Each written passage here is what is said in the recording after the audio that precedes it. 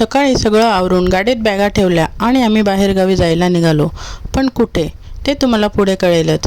गाडीत बसताच आम्हाला भूक लागली, त्यामुळे लगेच खाणं सुरू केलं. मम्मींना बाय करून आमचा प्रवास सुरू झाला. थोडं पुढे आल्यावर आम्ही एका हॉटेलला नाश्त्यासाठी थांबलो. मस्त पोटभर नाश्ता केला आणि मग पुण्याच्या दिशेने पुन्हा निघालो. ट्रॅफिक खूप असल्यामुळे आम्हाला थोडा उशीर झाला, पण शेवटी आम्ही पुण्यात पोचलो आणि आधी बुक केलेल्या रूमवर गेलो. वेळ खूप कमी होता, त्यामुळे प्रॉपर रेडी व्हायलाही वेळ नव्हता.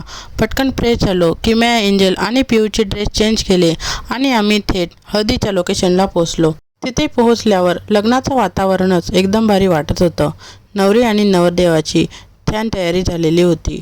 नवरदेवाची हळदसुद्धा झालेली होती. हळदीचं डेकोरेशन खूप सुंदर केलं होतं आणि सगळीकडे अगदी आनंदाचं वातावरण होतं. नवरदेवाचा आउटफिट पण खूपच छान होता. थोडा वेळ सगळ्यांना भेटलो, फोटो काढले आणि मग मस्त जेवणाचा आस्वाद घेतला. त्यानंतर संगीत कार्यक्रमासाठी थोडा वेळ होता, म्हणून किमू, एंजल आणि पिऊ गार्डनमध्ये खेळायला गेले आणि मग सुरू झाला सगळ्यात एक्साइटिंग पार्ट, संगीत. ग्रूम आणि ब्राईडची एंट्री खूपच सुंदर झाली. दोघेही खूप सुंदर दिसत होते. त्यानंतर एकामागोमाग एक डान्स परफॉर्मन्स सुरू झाले. लहानांपासून मोठ्यांपर्यंत सगळ्यांनी जबरदस्त डान्स करून कार्यक्रमात रंग भरला. फ्रेंड्स, फॅमिली आणि रिलेटिव्हनी तर पूर्ण माहोलच एनर्जेटिक करून टाकला. हा दिवस खरंच खूप स्पेशल आणि मेमोरेबल होता.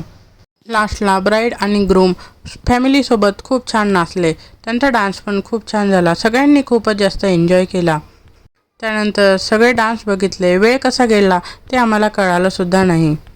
त्यानंतर आम्ही परत फोटोशूट केलं आणि आमच्या रूमवर गेलो, कारण बराच उशीर झालेला होता आणि आम्ही थोडं थकलो होतो आणि दुसऱ्या दिवशी पण लग्नासाठी लवकर उठायचं होतं. त्यामुळे आम्ही रूमवर गेलो आणि फ्रेश झालो.